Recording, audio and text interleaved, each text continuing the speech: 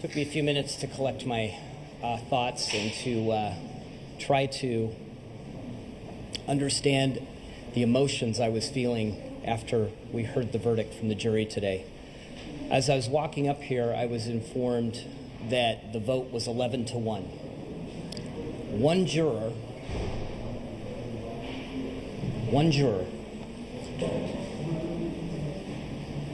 either didn't understand the facts in this case or was dishonest with themselves when they signed up to become a juror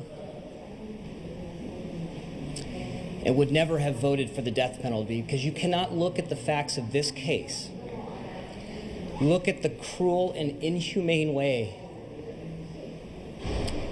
the 17 victims were treated,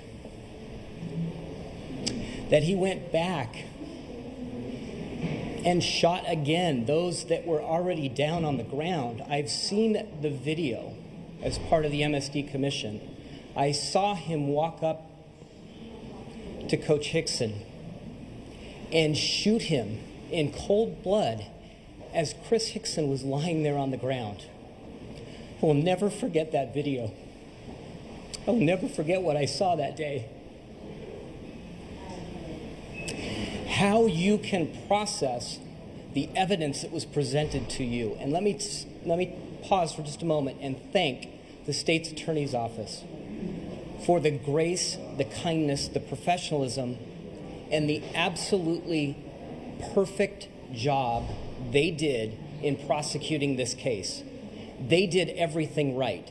They presented all the evidence, and we heard time and time again, each of those jurors understood the facts that were presented and the aggravators, yet somehow one of them thought that the mitigators that were presented by the defense, and let me pause for just a moment and reiterate what's been said before. This is a defense team that we understand as families, they have a job to do. But the lack of empathy and humanity shown to our families by this defense team, it's indefensible. And to argue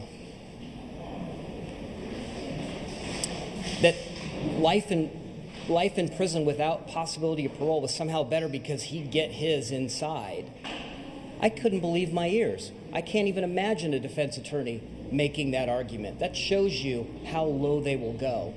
And of course, in their concluding arguments, they wandered into the absolute absurd to try to find some rationale to defend. And it worked. It worked with one of the jurors, and we're very disappointed. We came here seeking justice. We were hoping for justice. And unfortunately, we didn't get it today. Let me make a point about the one. I don't want to focus so much just on this one juror. Had one person done their job at the school district, had one person done their job at BSO, I might not be standing here today. We might not even have needed to have this trial because we wouldn't be here today. And it's unfortunate that we have to be here. This is where we are. What do you say? You just want to answer? I echo all the same thoughts that have been said. For me, I want the most important thing is for the world to know that my sister, Alaina, and the 16 others that were killed, they were beautiful people, and it leaves me with anger, sadness, and emptiness to know that, none of us will ever get to see them here again, and that they were cut short. And the fact that they allowed this murderer to get off with life in prison seems unjust to us and to the real victims in this situation. That's all. Yes. When you're sitting there and it's sunk in that they're not voting for the death penalty, when you realize that, what do you think?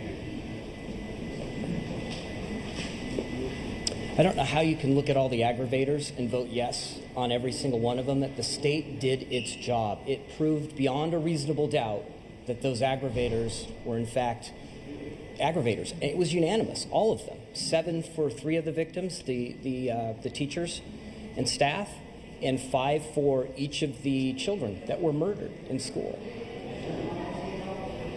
And come to the conclusion that somehow, it's just one juror thought one or more of the mitigators was enough to override that. Look, this is how our system works. I get it. I understand. We knew going in that it needed to be a unanimous verdict with the jury. I just thought the facts were so overwhelming. The viciousness of what was done at Marjory Stoneman Douglas, I don't know how you can walk away. They saw pictures and videos that I haven't seen. We heard testimony from the doctors and the medical examiners about the absolute cruelty and indifference to the victims that the killer showed. I don't know how you can see that as a juror and walk away feeling good about the job that one juror did today. Ryan, I know you've been working a lot outside of the courtroom since all this happened. In your mind, was today going to be a moment of moving forward? Do you feel like you got that, or do you feel like this is just another day in an ongoing process? Today I was hoping we'd close a chapter. We're going to close a chapter either way, right? Nothing will bring Alaina back to us. I've come to that realization now over 4.5 years later. She's not coming back. My ability to explain it to my son, her brothers and her sister, my wife, still don't have the words to explain what happened or why it happened. As much as I've learned about what happened and as much as I've seen evidence presented to the commission and otherwise, I still don't have an explanation for them that's good enough. She's not coming back. I knew that.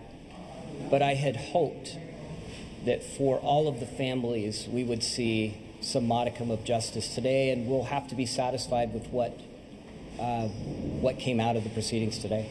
You were on the commission. You and Max probably know more about this than the other parents, just because of what you did.